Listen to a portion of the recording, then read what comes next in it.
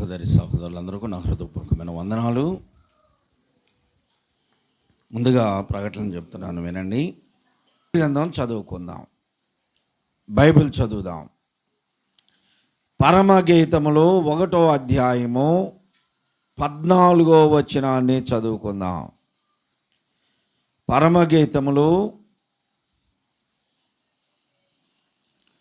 1వ అధ్యాయము 14వ వచనాన్ని చదువుతున్నాను.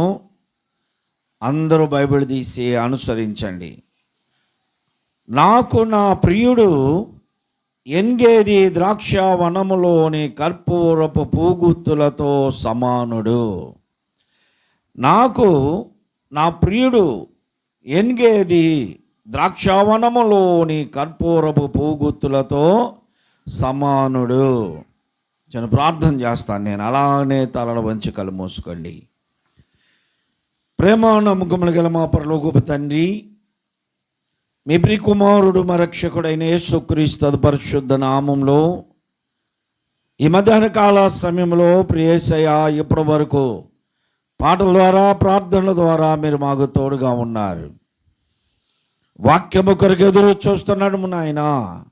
ప్రతి హృదయమును ఈ దినాన మీరు సంతృప్తి పరచునట్లుగా మీ పక్షాన నిలిచి ఉన్న మీ దీనదాసునైన నన్ను మరుగుపరచండి నాయన.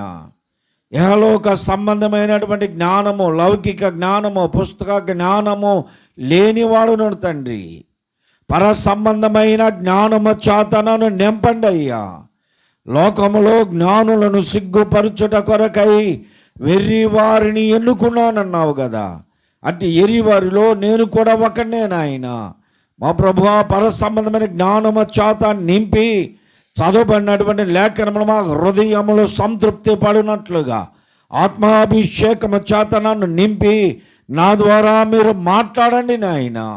ఈ స్థలములోనికి వచ్చిన ప్రతి ఒక్కరూ నాయన, వారు ఏ సమస్యతో వచ్చారో వాక్యము వారిని దర్శించినట్లుగా సహాయమును దయచేయండి.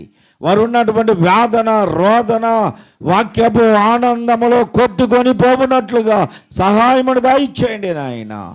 ఈ వాక్యము ద్వారా మీరు మాతో మాట్లాడి మమ్మల్ని దర్శించి మీ కృపలో బలపరచమని మా ప్రభువును మా రక్షకుడైన యేసుక్రీస్తు పరిశుద్ధ నామములో అడిగి వేడుకొంచున్నాను తండ్రి, ఆమేన్. ప్రభునందు ప్రియమైన సహోదరి సహోదరులారా, ఈ సమయంలో మన మధ్యలో చదవబడినటువంటి వాక్య భాగము పరమగీతములో 1వ అధ్యాయము 14వ వచనం. పరమగీతములు అనగానే మనందరికీ తెలుసు, సొలొమోను గారు, షోలమ్మీతి ఇద్దరు రాసుకున్న ప్రేమ కావ్యం. సొలొమోనుని యేసుక్రీస్తు ప్రభు వారికి పోల్చబడ్డది. షోలమ్మీతి అనేటువంటి ఆ యవనస్తురాలు సంగమునకు పోల్చబడింది. యేసుక్రీస్తుకు ముంగుర్తిగా సొలొమోను, సంగమునకు ముంగుర్తిగా షోలమ్మీతి ఉన్నది.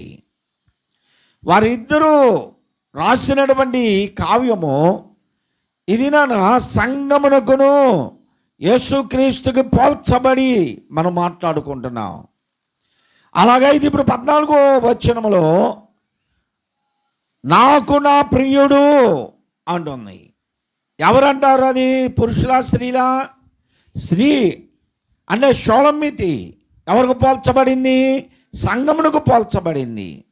సంఘము చెబుతున్నటువంటి మాట, నాకు నా ప్రియుడు, నాకు నా ప్రియుడు అంటే సంఘములో ఉన్నటువంటి నీవు, సంఘములో ఉన్న నేను, మనము చెప్పవలసినటువంటి మాట ఇది. మనకి, నాకు నా ప్రియుడు యేసుక్రీస్తుని ప్రియుడుగా అంటే ప్రాణమునకు ప్రాణం ఇచ్చినటువంటి ప్రాణదాత, మనం ఎక్కువగా ప్రేమించిన వారిని ప్రియాతి ప్రియమైన అని పిలుస్తాం. తల్లిదండ్రులకు లెటర్స్ రాస్తే అన్నదమ్ములకి, అక్క చెల్లెళ్ళకి, మన బంధుమిత్రులకి ఎవరికైనా లెటర్స్ రాసినప్పుడు ఈ పదములు ఉపయోగించేవారు. ప్రియాతి ప్రియమైన, నా ప్రియ తల్లిదండ్రులకి, ప్రియ అక్క చెల్లెలకి, ప్రియ అన్నదమ్ములకి. మనం ఎంతగా ప్రేమించామో మాటల్లో చెబుతాం, మనం ఎంతగా ప్రేమించామో మాటల్లో చూపిస్తాం, మనం ఎంతగా ప్రేమించామో మన క్రియలలో చూపిస్తాం. అదే మాట ఇప్పుడు సంఘం అనేటువంటి కన్యక తన ప్రియుడైనటువంటి యేసుక్రీస్తుని గూర్చి చెబుతున్నటువంటి మాట. తన ప్రియుణ్ణి వర్ణిస్తుంది. దేంతో పోల్చుకొని వర్ణిస్తుంది. మన కొన్ని సందర్భాల్లో మన పిల్లల్ని ఎవరితో పోలుస్తాం?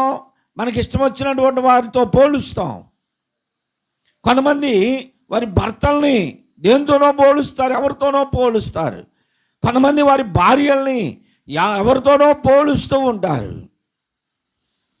ఆశ్చర్యంగా చూస్తున్నారు కదా. వారి నడక బాగుందనుకోండి, ఎవరితో పోలుస్తారు? నెమలితో పోలుస్తారు. వారి వాయిస్ బాగుందనుకోండి, ఎవరితో పోలుస్తారు? కోకిలతో పోలుస్తారు. వారు ఒకవేళ మంచి పొజిషన్లో ఉన్నారనుకోండి, వారు ఒక అందంగా ఉన్నారనుకోండి, నీకు నచ్చిన యాక్టర్ని చూపిస్తావు, స్త్రీలు కానీ పురుషులు కానీ ఎవరైనా. కొంతమంది సందమామతో పోలుస్తారు, కొంతమంది సూర్యునితో పోలుస్తారు. ఇప్పుడు ఈమె నాకు నా ప్రియుడు, నా కొరకు ప్రాణముడు పెట్టినటువంటి నా ప్రియుడు, నన్ను అధికముగా ప్రేమించిన నా ప్రాణ ప్రియుడు. ఎన్ని పాటలు ఏజన్న గారి పాటలన్నీ ప్రియుడు, నా ప్రియుడు అని పాడే పాటలే. ఇప్పుడు సంఘం అనేటువంటి కన్యక యేసుక్రీస్తుని నా ప్రియుడు అని ఆయనను పోలుస్తున్న పోలిక మనము ఇది నానా వర్ణించుకోబోతున్నాం. ఈనాటి మన వాక్య భాగము ఈ షోలమ్మితి చెప్పినటువంటి పోలిక. నాకు నా ప్రియుడు ఎంగేది ద్రాక్షావనములో కర్పూరపు పూగుత్తులతో సమానము అన్నాడు. 3 మాటలు చెప్పింది ఆమె. ఎంగేది అనేటువంటి ఒక స్థలము, ఒక పట్టణము. ఎంగేది అనేది ఒక అరణ్య ప్రాంతము. ఎంగేదిలో ఏముందని చెబుతుంది? ద్రాక్షావనం ఉంది అన్నాడు. ద్రాక్షావనములో గుత్తులు గుత్తులుగా కాసిన ద్రాక్షాపలతో పోలవచ్చు ఆమె. కానీ ద్రాక్షావనములో కర్పూరపు భూగుత్తులతో పోల్చింది. కర్పూరపు అంటే కర్పూరము దేనికి సాదృశ్యం, ద్రాక్షావనము దేనికి సాదృశ్యం, ఇవి మనము జ్ఞాపకం చేసుకుందాం. ఇది మన వాక్య భాగం ఏమిటి అంటే ఎంగేది అనేటువంటి పట్టణము, అరణ్యము, దానిని గూర్చి నైసర్గిక ప్రదేశము, భౌగోళిక పరిస్థితులు, ఇది ఎక్కడ ఉంది, ఆ పరిస్థితులు ఏమిటి? మొదటి భాగముగా ఈరోజు వర్తమానంలో మనం తెలుసుకుందాం. రెండవ భాగముగా అసలు ద్రాక్షావనం ఎందుకు ఉంది, ఆ ద్రాక్షావనములో కర్పూరపు పూగుత్తులు ఎందుకు ఉన్నాయి, ఇవి రెండవ భాగంగా మనం తెలుసుకుందాం. మొదటిగా ఎంగేది అనేటువంటి మాటకు అర్థం ఏమిటంటే మేకపిల్ల ఊట. ఆ ఎంగేది అనేటువంటి ఆ పట్టణానికి అర్థం, మీరున్నటువంటి మీ ఊర్లకి పేర్లకి అర్థాలు ఉంటాయి, అర్థాలు లేకుండా ఏమీ ఉండవు. చంద్రబాబు నాయుడు కాలనీ అన్నారనుకోండి, అది చంద్రబాబు నాయుడు గారు ఇచ్చాడు కాలనీ. రాజీవ్ గాంధీ కాలనీ అన్నారనుకోండి, రాజీవ్ గాంధీ గారి పేరుతో ఇచ్చారు. గాంధీనగర్ అన్నారంటే గాంధీ గారి పేరుతో ఇచ్చారు. ఇందిరా ప్రియదర్శిని కాలనీ అంటే ఇందిరాగాంధీ ఇచ్చిన కాలనీ. ఇలాగా ఎవరి పేరుతోనూ ఆ గ్రామం, ఆ పట్టణం, ఆ ఊర్లు పేర్లు ఉంటాయి, ఇళ్ళకు కూడా పేర్లు ఉంటాయి. ఇప్పుడు నువ్వు ఇల్లు కట్టుకున్నావు అనుకోండి, ఆ ఇంటి శిలాపలకం వేస్తావు ఎదురుగా. నువ్వు ఎవరిని ప్రేమిస్తున్నావు వారి పేరు పెడతావు అక్కడ. భార్యని ప్రేమించాడు అనుకో భర్త, ఇల్లు కట్టించి ఆ ఇంటికి అక్కడ ఏం పేరు పెడతాడు? భార్య పేరు పెడతాడు. ఒక ఇంటికి శాంతి నివాసం అని పేరు పెట్టాడు. శాంతి నివాసం, ఆమె పేరు శాంతి నివాసం, శాంతి నివాసం. ఆ ఇంటిలో ఎప్పుడూ శాంతి అనేదే ఉండదు, గొడవే అంతా. శాంతి నివాసము పైకే కనపడేది బోర్డు మాత్రమే, లోపల ఎప్పుడు సమాధానం ఉండదు, శాంతి ఉండదు. అలాగ పేర్లు పెట్టుకుంటాం. ఇక్కడ ఎన్గేది అనేటువంటి మాటకు అర్థం మేకపిల్ల ఊట. అంటే అక్కడ ఒక ఊట ఊరుతూ ఉంటుంది. ఊట అంటే ఏంటిది? నీళ్ళు ఊరేయి. సెలిమ అనేది వేరు, సెలిమలు వేరు, ఊటలు వేరు. సెలిమ అనేది వాగుల దగ్గర, కాలువల దగ్గర, నదుల దగ్గర ఇసుకలో తీసేది సెలిమ. ఊట అనేది కొండ ప్రాంతాల్లో నుండి, రాతి బండల్లో నుండి నీరు ఊరుతూ ఉంటుంది. ఉబికి వచ్చేది ఊట, తోడితే వచ్చేది సెలిమ. సువార్త పరిచర్యకి వెళ్ళినప్పుడు ఆ వాగులు ఎండిపోతే, నదులు ఎండిపోతే ఆ ఇసుకలో తవ్వి కనిపెట్టుకొని కూర్చునేవారం. ఆ ఇసుకలో నుండి నీరు సెలిమి ఊట వస్తే ఆ పైన చెమ్మేసి అవి తాగిన రోజులు ఉన్నాయి. అది చెలిమ, ఇది ఊట. ఈ ఊటకు ఒక పేరు పెట్టారు.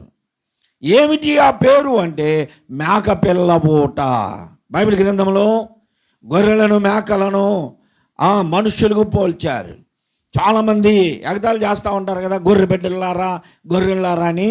గొర్రెకి మేకకి చాలా వ్యత్యాసం ఉంది. మేక కనపడ్డ కంచె మీదంతా మేస్తూ ఉంటుంది, కనపడ్డ చెట్టునల్లా కొరికి వెళుతూ ఉంటుంది. ఇంటి ముందు చిక్కుడు తీగలేసినా, బీర తీగలేసినా, సొర తీగలేసినా అది తినకపోయినా తీగలు మొత్తం లాగి వెళ్ళిపోతూ ఉంటుంది. బంతిపూలు వేసావు, కారపు బంతో పసుపు బంతో లేకపోతే ఏ బంతిపూలు ఆ గులాబీ చెట్లు ఏది వేసినా వెళతా మొత్తం తుంచేసి వెళ్ళిద్ది. అంటే ఏ బుద్ధి దానికి? అల్పబుద్ధి, కీడు చేసే బుద్ధి అన్నమాట. కొంతమందిని కీడు జాతి మనుషులండి వాళ్ళు. ఎంత అల్పబుద్ధి ఎందుకు అంటారంటే దానిని పాడు చేయటమే వారి బుద్ధి, అంతే, పాడు చేయటమే. అందుకని మేకలను బైబిల్ గ్రంథంలో అవిశ్వాసులకు పోల్చారు, పాపులకు పోల్చారు. యేసు ప్రభు వారు మత్తయి సువార్త 25వ అధ్యాయంలో, మన వాక్య భాగం కాదు మీకు గుర్తు చేస్తున్నా, మేకలలో నుండి గొర్రెలను వేరు చేసి గొర్రెలను కుడి వైపున మేకలను ఎడమ వైపున కూర్చాడు అని మనం చదువుతాం. అది రాకడ సమయమును గూర్చి చెప్పబడింది. మేకలను పాపులతో అవిశ్వాసులతో పోల్చబడింది. గొర్రెలు అంటే శ్రేష్టమైనటువంటి మృగములలో, ఈ జంతువులలో సాధువుగా, మృదువుగా, అది పరిశుద్ధమునకు పోల్చబడింది.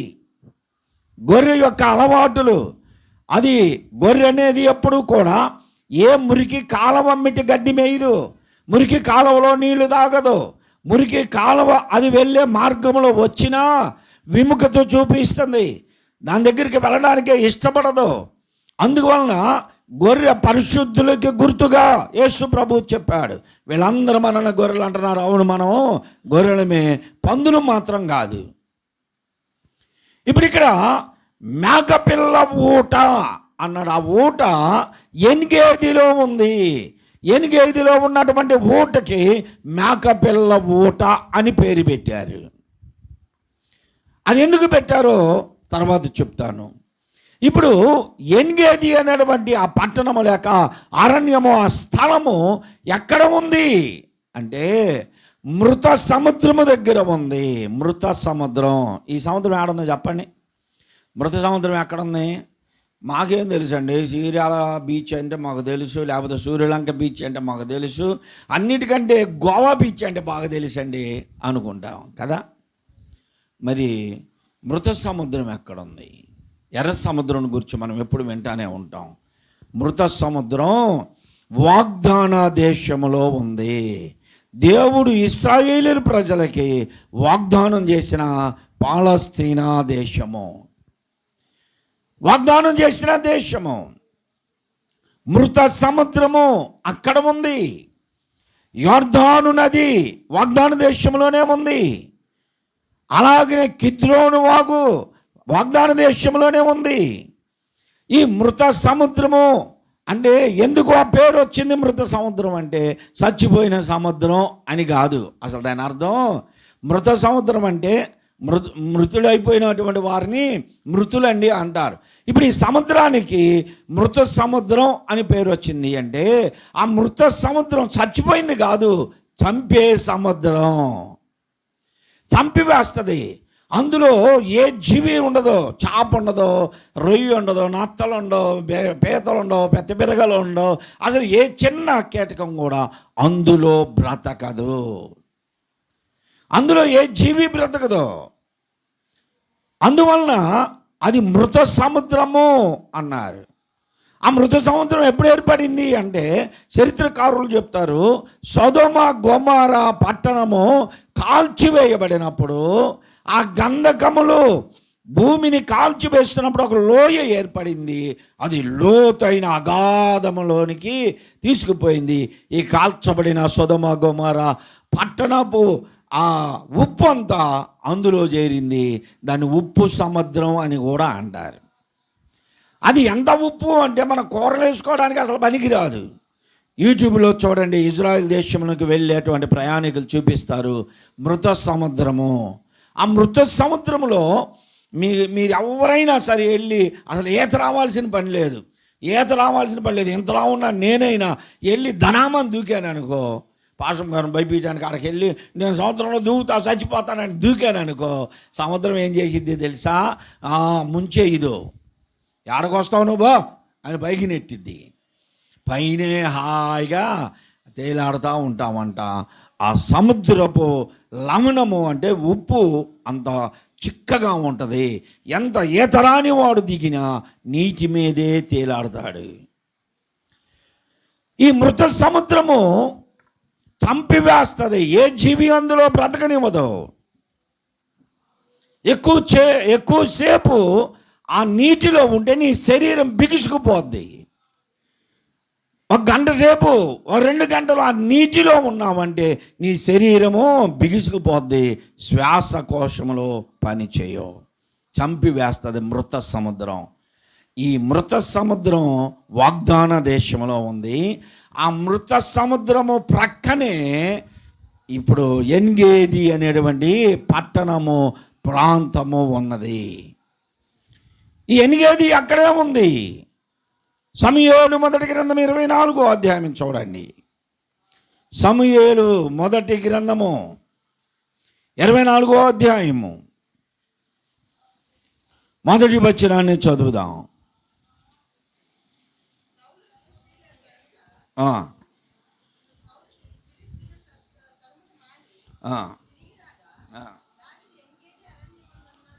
సౌలు ఫిలిష్తీయులను తరుముట మాని అతడు తిరిగి రాగా దావీదు ఎన్గేదిలో ఉన్నాడని అతనికి వర్తమానము రాగా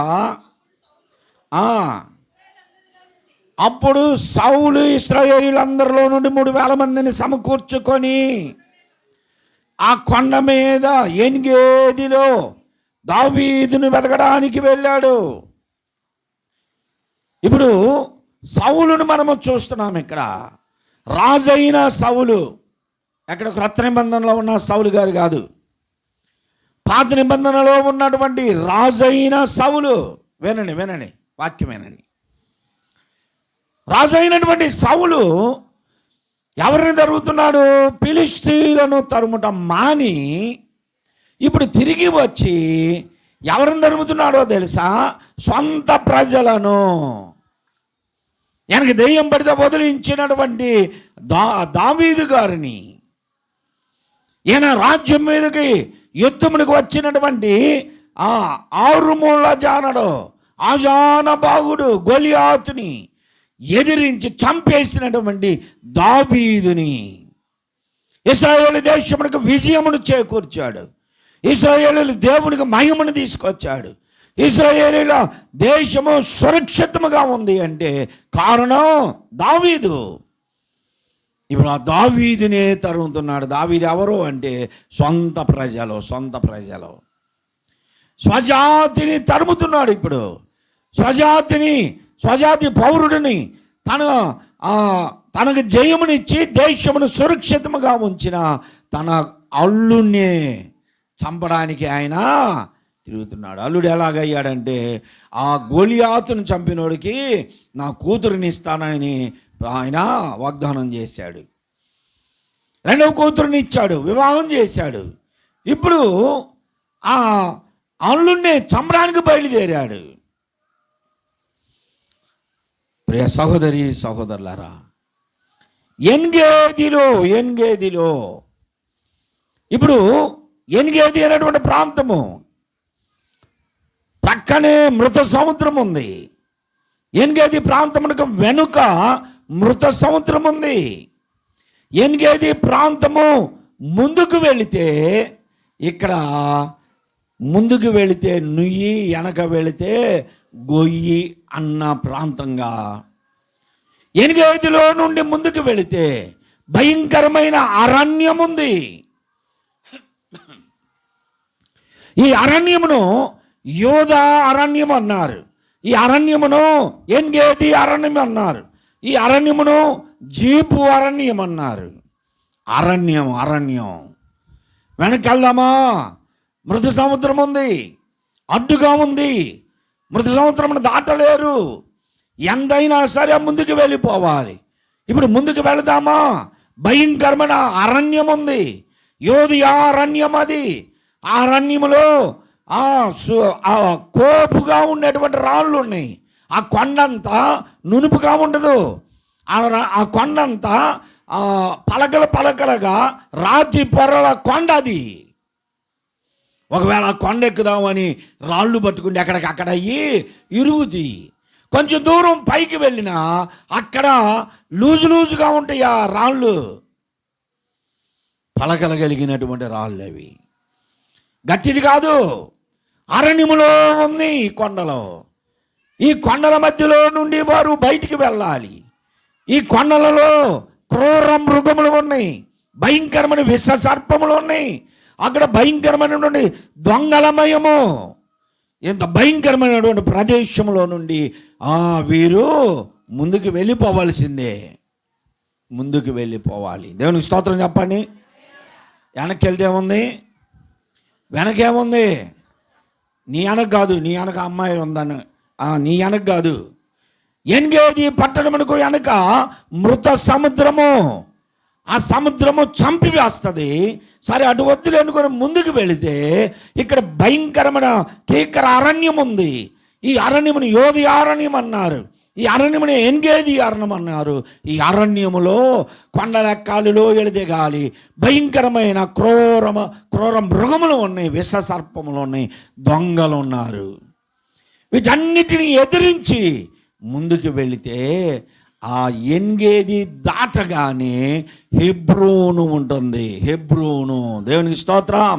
హెబ్రోను అనేది ఇశ్రాయేలు దేశమునకు, యోధియా దేశమునకు రాజధానిగా 7.5 సంవత్సరములు దావీదు గారు రాజుగా పరిపాలించినప్పుడు ఈ హెబ్రోనుని ఆయన రాజధానిగా చేసుకున్నాడు.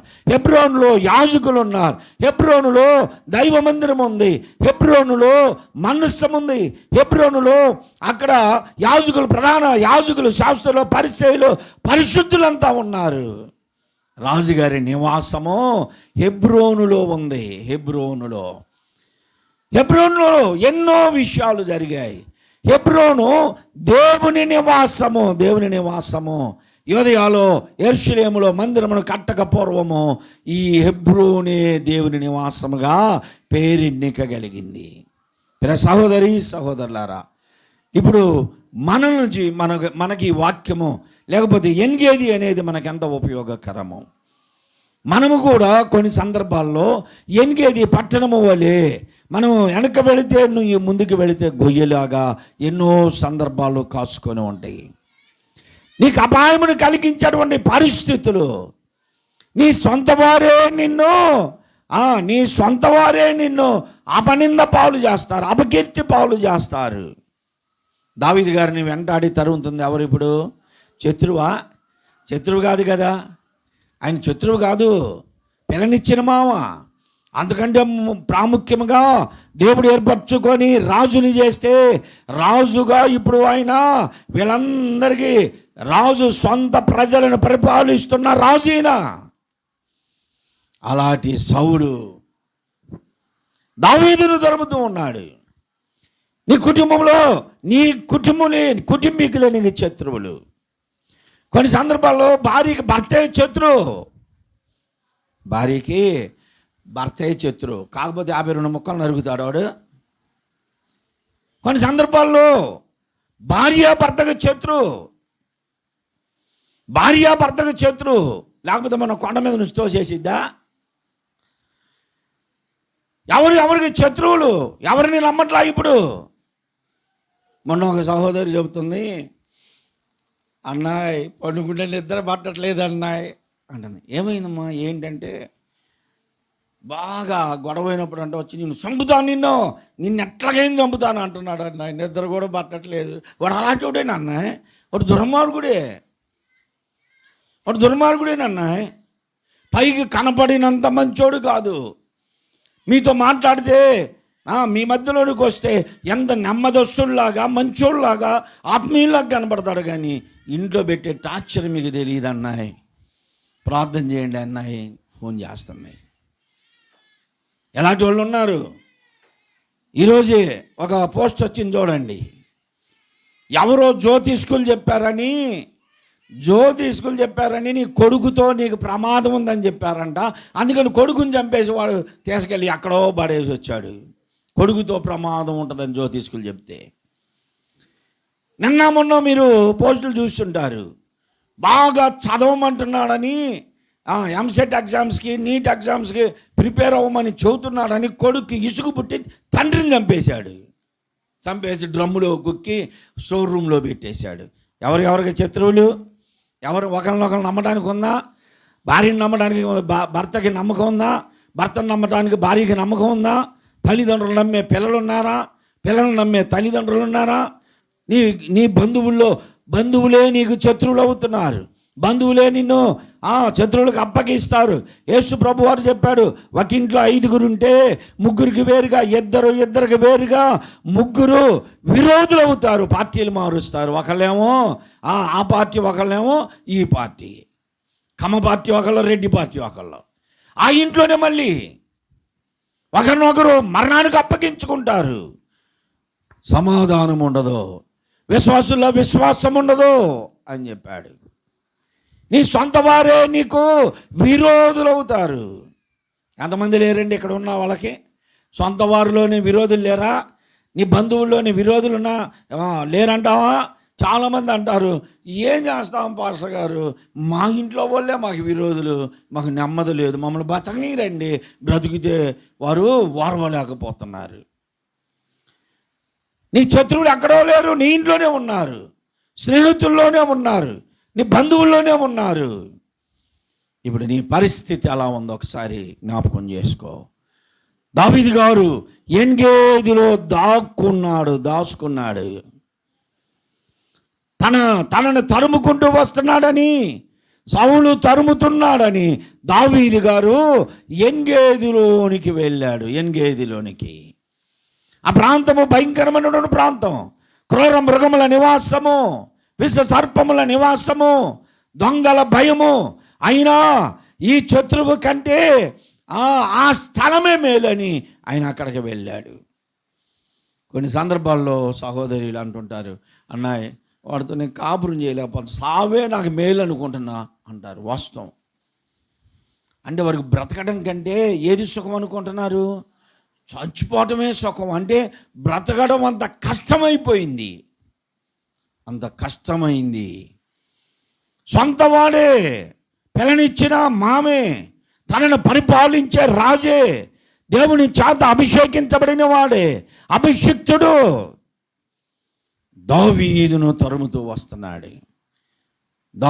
తరుముతున్నాడు. ఫిలిష్తీయుల్ని తరిమితే అదొక మాట, శత్రువులు కాబట్టి సొంత వాణ్ణే తరుముతున్నాడు. అయితే ఇక్కడ ఈ ఎన్గేదికి ఆ పేరుకి అర్థం ఏంటంటే మేకపిల్ల ఓట. ఒక సంతోషకరమైన విషయం ఏంటంటే ఆ సముద్రమేమో మృత సముద్రం, అందులో నీరు ఆ ధనవంతుడు లాజర్ని అడిగినట్టు, అబ్రహం గారిని అడిగినట్టు చిటికిని వేలి కొనత ఒక బొట్టు కూడా నాలుక మీద వేసుకోలేము. అంత భయంకరమైనటువంటి మృత సముద్రపు నీరు ఉంటే దాని చుట్టుప్రక్కల ఇదిగో ఎనిగేదికి దగ్గర నీటి ఊటలనిచ్చాడు దేవుడు. దేవునికి స్తోత్రం. నీ జయ జీవితంలో ఎక్కడో ఉండదు. నీవు పారిపోతున్నావు, భయపడుతున్నావు, నశించిపోతున్నావు, విశ్వాసాన్ని విడుస్తున్నావు, క్రైస్తవ్యానికి దూరముగా, క్రీస్తుకు దూరముగా భయంకరమైన పరిస్థితుల్లో నీవు నశించిపోతున్న సందర్భాల్లో నువ్వు దేవుని వైపు చూస్తే ఆయన నీకు నీటి ఊట అయి ఉన్నాడు. దేవునికి స్తోత్రం. ఆయన జీవ జలముల నది అయి ఉన్నాడు. ఆయనే మనకి నీటి ఊటగా ఉన్నాడు. అందులో నీరు త్రాగడానికి పనికిరావు. ఇప్పుడు మేకపిల్ల ఊటలో నీళ్ళు ఊరేటువంటి ఊట మధురమైన జలం అంట. దేవునికి స్తోత్రం. కొండలలో నుండి పొరగలిగిన రాళ్ల మధ్యలో నుండి ఆ నీరు పారుతూ ఉబికి వస్తున్నాయి. ఈ ఊట మృత సముద్రానికి దగ్గరలోనే ఉన్నది. నువ్వు కొన్ని సందర్భాల్లో నిరాశ చెందుతావు, నిస్పృహల మధ్య బ్రతుకుతావు. ఇంకెందుకండి నా జీవితం, నేను ఎందుకు బ్రతకాలండి అనుకుంటూ ఉంటావు. కానీ నిరీక్షణ నీకు దగ్గరగానే ఉంది. నీవు అనుకుంటున్నటువంటి ఆ సమయంలో నీవు చూడవలసిన వారి వైపు చూడట్లా, మనుషుల వైపు చూస్తున్నావు. అందుకే మనుషులు నమ్ముకుంటే ఉరి వస్తుందని కర్తనాగాడు చెబుతున్నాడు. మనుషులను నమ్ముకున్నట్టు కంటే యెహోవాను ఆశ్రయించుట మేలు. ఎవరు చెబుతున్నారు ఇవన్నీ? ఇదిగో ఈ కష్టాల్లో ఎన్గేదిలో హింస అనుభవిస్తున్నాడు, సొంత వారి చేత తరం పడుతున్నాడు. ఇటు చూస్తే శత్రువులు, ఇటు చూస్తే మిత్రులు, ఇంట్లో వారు అందరూ ఆయనకి శత్రువులు అయిపోయారు. అప్పుడు ఆయన చేసినటువంటి పని అదే. ఎన్గేదులోనికి వచ్చాడు. ఎన్గేదులో రెండో భాగంలో ఆయన చేసిన పనులన్నీ మనం తెలుసుకుందాం. ఆయన అక్కడికి వచ్చి ఏం చేశాడు, ఎలా ఆయన అక్కడ కాపాడబడ్డాడు. ఈయనను తరుముకుంటూనే ఇక్కడ ఉన్నాడని తెలిసి ఆ మొదటి వచనం అదే కదా, 24వ అధ్యాయంలో సౌలు ఫిలిష్తీయులను తరుముట మాని తిరిగి రాగా దావీదు ఎన్గేదిలో ఉన్నాడన్న వర్తమానం ఆయనకి తెలిసింది. ఇప్పుడు ఆయన సైనికులందరిలో 3,000 మందిని పోగు చేసుకున్నాడు. ఎంతమందిని చంపడానికి? ఎంతమందినండి? ఒక్కడిని చంపడానికి ఎంతమంది? 3,000 మంది వచ్చారు. 3,000 మంది. గొడవలు అవుతుంటే నేను బయటకు వస్తే ఒక్కొక్కడు ఇక్కడ రోడ్డు మీద ఇద్దరే గొడవ ఆడుకుంటూ ఉంటారు. రారా చూసుకుందాం రారా అని సొక్కా ఇప్పుతాడు, పరిగెత్తుకుంటూ ఇంటికి పోతాడు. అమ్మో సొక్కా ఇప్పాడు, ఇక్కడ కలబడతాడేమో కొడతాడేమో అనుకుంటాను నేను. అది ఎందుకో సొక్కా పడేసి పరిగెత్తుకుంటూ ఇంటికి పోతాడు. ఇంటికి పోతే ఏంటి ఏమైంది ఏమైంది ఏమైంది అని వాళ్ళందరూ ఇంట్లో వాళ్ళంతా చూస్తే గొడ్లేది కచ్చేది అది ఇది నీ దేవుడు అడే లోపల వీళ్ళు ఏం చేస్తారు, ఆగాయా ఆగాయా అని పట్టుకుంటారు. రండి రా చూద్దాం అంటాడు. ఎందుకు? ఇప్పుడు ఇంటి వాళ్ళంతా బయటకు వచ్చారు కాబట్టి. అంతకుముందు అయితే వాడి తన్నులు తిని వస్తాడు బయటికి. అంటారే నీ ఒక్కన దంతానికి ఇంతమంది ఎందుకురా, ఒక్క గుద్దికి ఒక గుద్దు గుద్దితే అసలు సగం వేస్ట్ అంటాడు వాడు. ఈయన రారా రారా చూద్దాం అంటాడు. దావీదు గారు శరీర బలాన్ని నమ్ముకోవాలి. ఆయన ఒకవేళ శరీర బలాన్ని నమ్ముకుంటే యోబు అనేటువంటి సైనాధిపతి తన కుమారుడికి చెబుతున్నాడు అబ్షాలోముకి, అబ్షాలోమా నీ తండ్రి నీవు అనుకున్నంత పిరికివాడు కాదయ్యా, చాతకాని వాడు కాదు. అతను ఎలాంటి వాడు అంటే సింహపు గుండె వంటి గుండె కలిగిన వాడు అన్నాడు. ఎలా చూడంట దావీదు గారు, సింహపు గుండె వంటి గుండె కలిగిన వాడు. సింహం అదిరిపోద్దా? సింహం వెళ్తా ఉంటే ఏనుగు కింకారాలు పెడతా అనుకుంటూ వచ్చింది. పులి అదిరిపోయి సింహం అదిరిపోయి వెనక్కి తిరిగిద్దా? ఏం చేస్తావు చెప్పు? ఇంత ఎత్తున ఇంత లావునున్నా నువ్వు నన్ను ఏం చేయలేవు, సింహం మెల్లగా వెళ్ళిపోతూనే ఉంటుంది. సింహము గుండె దేన్ని చూసినా భయపడదు, ధైర్యంగా వెళ్ళిపోద్ది. నీ తండ్రి అలాంటి వాడయ్యా, నువ్వు అనుకున్నట్లుగా నీ తండ్రి ఏదో ఎడారిలో బయట కూర్చుంటాడు అనుకున్నావా, బయట పడుకుంటాడు అనుకున్నావా, సైన్యము మధ్యలో ఉంటాడు అనుకుంటున్నావా? కాదు, అతడు ఏదో ఒక ప్రత్యేకమైన స్థలములో ఉంటాడు. అతని చుట్టూ ఈ సైనికులు కాదు ఉంది, ఇప్పుడు పరలోకమును దిగి వచ్చిన దైవ సన్నిధానములో నుండి వచ్చిన సైనికులు, దేవుని దూతలు ఆయనకి కాపుదలగా ఉంటారు. దేవుని స్తోత్రం. ఆయన శరీర బలమును చూసుకోవాలా, కండ బలమును చూసుకోవాలా. దేవుని మీద ఆధారపడ్డాడు. మనుషులను నమ్ముకున్నట కంటే యెహోవాను ఆశ్రయించుట మేలు అన్నాడు. ప్రియ సహోదరి సహోదరులారా, నీ కుటుంబ పరిస్థితులు ఎంగేది వలె ఉండవచ్చు, క్రూర మృగములు నిన్ను వెంటాడుతూ ఉండవచ్చు, విష సర్పములు నిన్ను వెంటాడుతూ ఉండవచ్చు, వెనక మృత సముద్రం ముందుకు వెళ్తే భయంకరమైన అరణ్యము నీ కొరకు కనిపెట్టి ఉండవచ్చు. కొన్ని సందర్భాల్లో నిరాశపడిపోతావు. ఏముందండి, ముందుకు వెళ్తున్నావు, వెనకెళ్తే గొయ్యి, నా పరిస్థితి ఎటు తేలలేదు అనుకుండవచ్చు. ఇదిగో ఇప్పుడు దావీదు గారి వలె నీవు చేయవలసిన పని ఏమిటో తెలుసా? నీవు గుహలో దాగాలి, మేకపిల్ల ఊట దగ్గరికి రావాలి. జీవజల నది ఉంది, అక్కడేమో గుహ ఉంది, ఆయన గుహలో ఉన్నాడు. ఈ మృతతుల్యమైనటువంటి సముద్రము చుట్టూ ఎన్గేదిలో హెబ్రోనుకి సమీపాన దేవుని సహవాసం దొరికే స్థలములో నీటి జలలు ఓటలు ఉన్నాయి. చూడండి, ఇక్కడ మనం చదువుతాం. రాజుల మొదటి గ్రంథము 17వ అధ్యాయము 2వ వచనం చూడండి. అపోస్తలుల కార్యం 8వ అధ్యాయము 1వ వచనం చూస్తే అపోస్తలుల కార్యము 8వ అధ్యాయం 1వ వచనం. ఆ కాలమున యెరూషలేములోని సంఘమునకు గొప్ప హింస కలిగినందున. ఎవరికండి హింస కలిగింది? ఎవరికి కష్టం వచ్చింది? ఎవరికి శ్రమ వచ్చింది? ఎవరికి ప్రాణాపాయం వచ్చింది? ఎవరికి అంటే ఒక వ్యక్తికి కాదు, సంఘమునకే. సంఘమునకు గొప్ప హింస కలిగింది. సంఘం అనగా గోడలు కాదు. ఇప్పుడు రాజీవ్ గాంధీ నగర్ సంఘం అంటే ఈ గోడల మీరే. సంఘము అంటే మీరే. ఒక సంఘము అంటే సంఘములో ఉన్న వారందరూ సంఘము. ఆ కాలమున, ఏ కాలము? యేసు ప్రభు వారు చనిపోయి తిరిగి లేచి పునరుద్ధానుడై తండ్రి వద్దకు వెళ్ళాడు, వాగ్దానం చేసి వెళ్ళాడు. సంఘము సమకూర్చబడుతుంది. అనేక మంది యూదులు, యూదేతరులు, అనేక మంది క్రైస్తవులుగా, క్రీస్తు బిడ్డలుగా మార్చబడుతున్న సందర్భంలో సంఘమునకు గొప్ప హింస ప్రారంభమైంది. వారందరూ అపోస్తలులు తప్ప అందరూ యోదయ అరణ్యము వివిధ ప్రాంతాలకి పారిపోయారు. సంఘమునకు గొప్ప హింస. ఏం చేశారు వారు? సంఘముకు గొప్ప హింస కలగగా వారు క్రీస్తుని వదిలిపెట్టి వెళ్ళిపోవాలా. క్రీస్తుని మోసుకుంటూ వారు వెళ్ళిన ప్రతి ప్రాంతములో క్రీస్తుని ఆ ప్రాంతానికి పరిచయం చేశారు. దేవునికి స్తోత్రం. వారు వెళ్ళిన ప్రతి స్థలములో వారు దొంగలుగా దాక్కునేవారుగా ఉండలా. వారు ఎక్కడికి వెళ్ళారు, అక్కడ క్రీస్తుని వారు ప్రకటించారు. అదే విషయాన్ని మనం ఇక్కడ రాజుల మొదటి గ్రంథంలో 17వ అధ్యాయంలో 2వ వచనంలో చూస్తాం. ఇక్కడ ఏలియా ప్రవక్తను మనం చూస్తాం. పిమ్మట యెహోవా ఏలియాతో ఈ మాట చెప్తున్నాడు. ఏమంటున్నాడు? నీవిచ్చట నుండి తూర్పు వైపుకి వెళ్ళు, యొర్దానుకు తూర్పుకి వెళ్ళు, కెరీతు వాగు దగ్గర దాగియుండు. ఆ వాగు నీరు దాగు, కాకోలములతో ఆహారం పంపిస్తా, తిను. చాలు. కరువు వచ్చింది, కష్టం వచ్చింది. అక్కడేమో అపోస్తలుల కార్యములో సంఘమునకు గొప్ప హింస కలిగింది. ఇక్కడేమో ప్రవక్తకు వ్యక్తిగతంగా ఇక్కడ మరణ భయం పట్టుకుంది. శత్రువులు వెంటాడుతూ ఉన్నారు.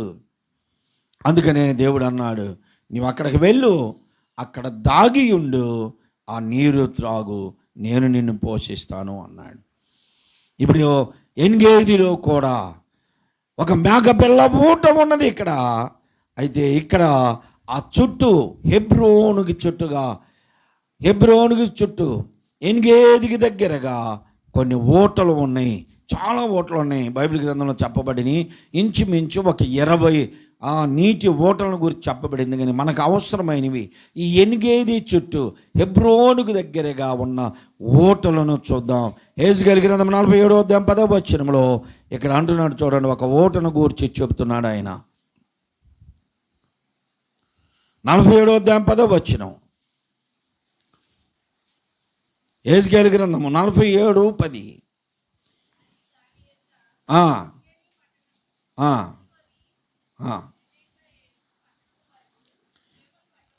ఎనెగ్లాయిము అనేటువంటి ఊట ఉన్నది. ఎనెగ్లాయిము అనేటువంటి ఊటకి అర్థం ఏమిటంటే 2 దూడల ఊట. అంటే ఆ ఊటలో 2 దూడలు కలిసి నీరు త్రాగవచ్చు. 2 దూడల ఊట. మరొక మాట ఉందండి అక్కడ, జాలర్లు వారి వలలు వేసేటువంటి స్థలము. ఎన్గ్లాయిము అనేటువంటి ఊట ఉంది. నెహెమ్యా గ్రంథము 11వ అధ్యాయము 29వ వచనం. ఇవన్నీ కూడా ఈ ఎన్గేది పట్టణమునకు హెబ్రోనుకు మధ్యలో అరణ్యమును దాటగానే ఈ ఊటలు ఉన్నట్లుగా మనం చూస్తున్నాం. చూడండి 11వ అధ్యాయం 29వ వచనం, నెహెమ్యా గ్రంథము.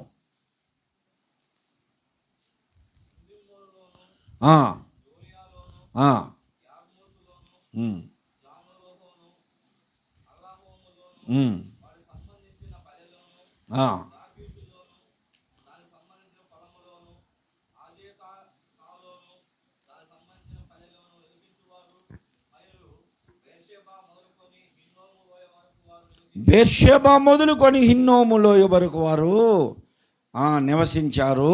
ఇక్కడ రిమ్మోను ఊట అనే ఒక ఊట ఉంది. రిమ్మోను ఊట అనగా దానిమ్మ పండ్ల ఊట అని దాని అర్థం. శ్రేష్టమైనటువంటి ఫలము దానిమ్మ ఫలం. శ్రేష్టమైనటువంటి ఊట ఇది. ఎక్కడ ఉంది ఇది అంటే హెబ్రోనుకి సమీపాన కీకర అరణ్యము దాటగానే, ఎన్గేది అరణ్యము, యోధి అరణ్యము దాటగానే. ప్రియ సహోదరి సహోదరులారా, ఇక్కడ ఎన్నో విషయాలు. న్యాయాధిపతుల గ్రంథము 15వ అధ్యాయం 14వ వచనంలో ఎన్గే కార్గర్ అనేటువంటి అక్కడ ఊట ఉంది. అంటే మొరపెట్టువాని ఊట అన్నాడు. సాంసోను 1000 మందిని ఎముక దవడతో దవడ ఎముకతో చంపేసిన తర్వాత ఆయన దప్పికొని దేవునికి మొరపెట్టాడు సాంసోను. అయ్యా, నా బలము కాదు, ఇది నీ బలమే. 1000 మందిని చంపేశాను నేను, కానీ ఇప్పుడు నాకు దాహం కావాలి అంటే ఆయన అన్నాడు, నువ్వు అక్కడే ఎక్కడున్నావు అక్కడ ఒక ఓట బయటపడిద్ది అన్నాడు. తవ్వమన్నాడు చేత్తో. అలా తవ్వగానే నీటి ఓట బయటపడింది. అది దానికి ఏం పేరు పెట్టారంటే మొరపెట్టువాని ఓట అన్నారు. మొరపెట్టువాని ఓట. ఈయన మొరపెట్టాడు దేవునికి, నా ప్రాణము పోవునంతగా ఉన్నానయ్యా అన్నాడు. ఎన్గే కోరే అనేటువంటి ఆ ఊట, మొరపెట్టువాని ఊట. ఇవన్నీ కూడా ఈ ఎన్గేదికి సమీపంలో అరణ్యమును దాటగానే నీ జీవితంలో నీవు ఇప్పుడు ప్రస్తుతం నీవు కృంగిపోయిన స్థితిలో ఉన్నావేమో. ప్రస్తుతం నీ జీవితంలో వెసులుబాటు లేక ఆర్థికపరమైన ఇబ్బందుల్లో నలిగిపోతున్నావేమో. ఎంత సంపాదించినా నాకు అసలు ఏమీ కలిసి రావట్లేదయ్యా అనుకుంటున్నావు. నీ కుటుంబంలో సమాధానం లేదు. నీ శరీరంలో ఉన్న అనారోగ్యమును బట్టి నీకు ఆరోగ్యము లేక సమాధానం లేదు. నీ కుటుంబంలో శత్రువులు ఎక్కువైపోయి నీకు సమాధానం లేని జీవితంలో ఉన్నావు. అయితే ఇప్పుడు నువ్వు రావాల్సింది ఎక్కడికో తెలుసా? మేకపిల్ల ఊట దగ్గరికి రావాలి. మృత సముద్రపు భయము నిన్ను వెంటాడుతూ ఉంటుంది. మృత సముద్రము వెనక చూస్తే ముందేమో అరణ్యము. అరణ్య జీవితంలో ఉన్నావు. ఇప్పుడు నువ్వు అరణ్య జీవితంలో ఉన్నావు. ఈ అరణ్యములు క్రూర మృగములు విష సర్పములు నిన్ను వెంటాడుతున్నాయి.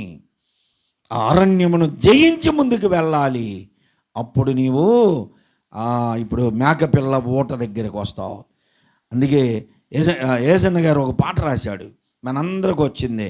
నా జీవం నీ కృపలో దాచితివే, నా జీవిత కాలమంతా ప్రభువా నీవే నా ఆశ్రయం, నా ఆశ్రయం.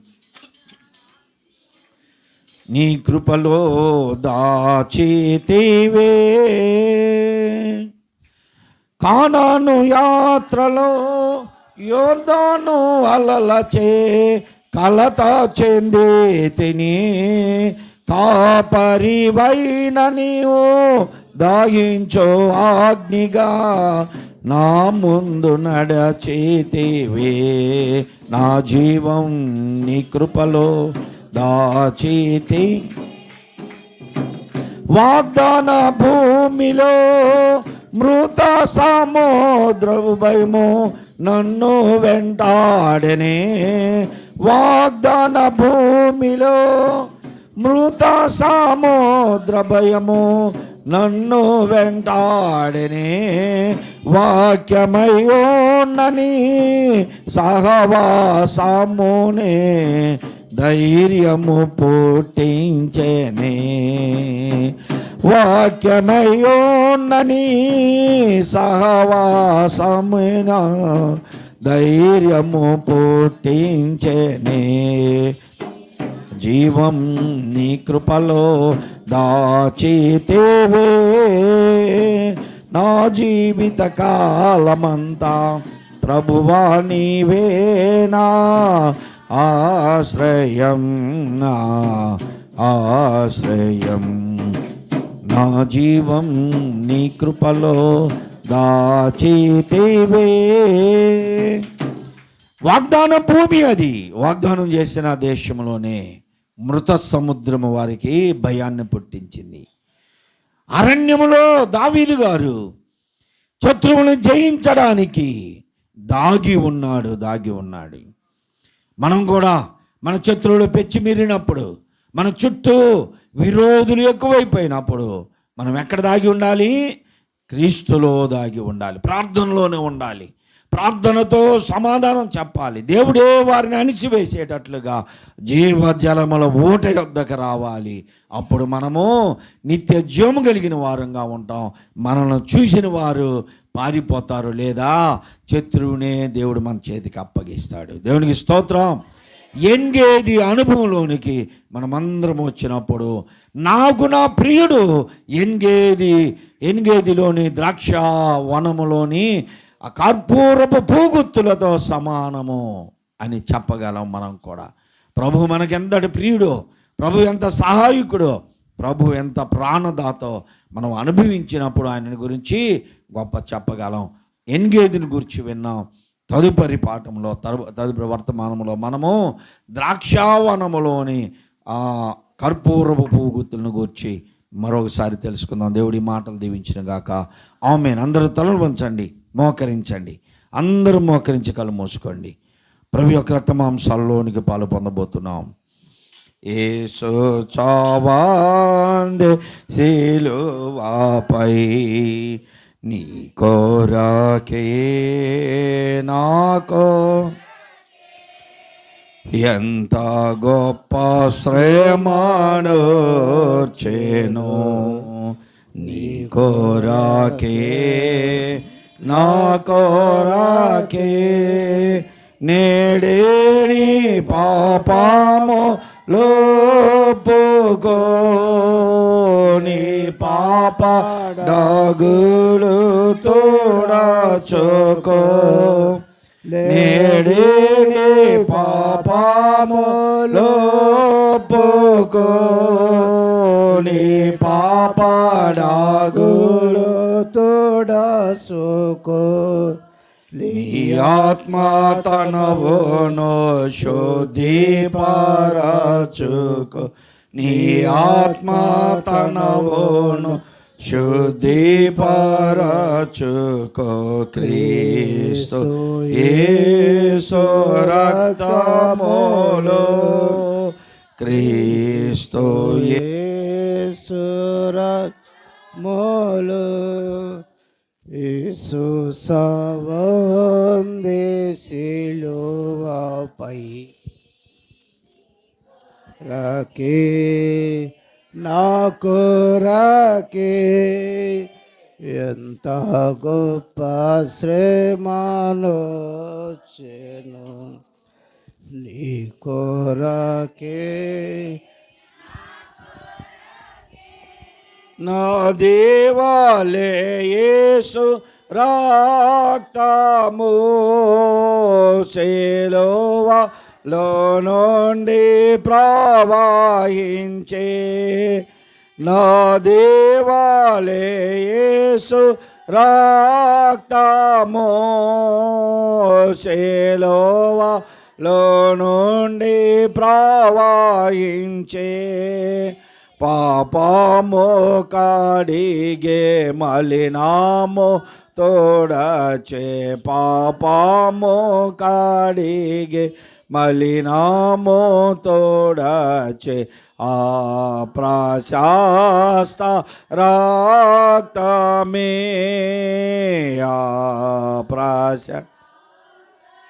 రక్తమే యేసు చావం. ఇంకా ఎవరైనా ప్రభు యొక్క రక్తమాంసాలు అందకపోతే మీ చేతి చూపించండి, మీ వద్దకు తీసుకొని వస్తారు.